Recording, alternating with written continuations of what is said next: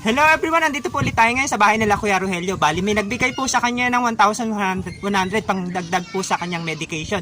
Ito po, Kuya. Ito po yung bigay po sa inyo ng netizen. Maraming salamat po sa mga nagbigay po ng dagdag ng bumili po ng gamot. Nagpapasalamat po si Kuya Rogelio sa nagbigay po ng cash na pangdagdag niya po sa pambili niya ng gamot. Malaking tulong po sa kanyang pamilya yung binigay niyo po. Inulit ko po, maraming pong salamat sa inyong lahat. God bless po. Kuya Rogelio, magpalakas ka lang po at lagi mong isipin na may pamilya nagmamahal po sa inyo.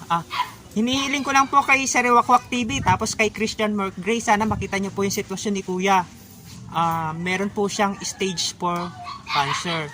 Kaya kailangan niya po ng medication. Kahit konting tulong lang po para naman po mabawas-bawasan po yung pang-araw-araw niyang gamutan. Halimbawa po yung mga iniinom niyang mga gamot, mga antibiotics. Yun po ang kasi yung kailangan niya eh. Hinihiling ko lang po sana mapansin po ng ibang mga vlogger, ibang mga netizen na makita yung sitwasyon ni Kuya ngayon kasi nahihirapan na po siya. Yun lamang po yung hinihiling ko. Tapos yun po yung Christmas wish namin na sana matulungan agad si Kuya sa sitwasyon niya ngayon. Marami pong salamat.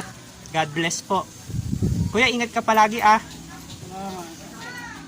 Pasensya na, yun lang po yung kaya kong maitulong sa inyo ngayon.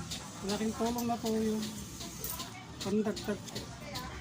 Hayaan nyo po, pag meron pa ulit dumating na blessing, bibigay ko po agad sa inyo para maibili nyo po agad ng gamot. Marami pong salamat ulit. God bless po. Salamat po lahat ng nanood ng post ko dito sa FB, sa mga nag-like, mga nag-comment. God bless po sa inyong lahat.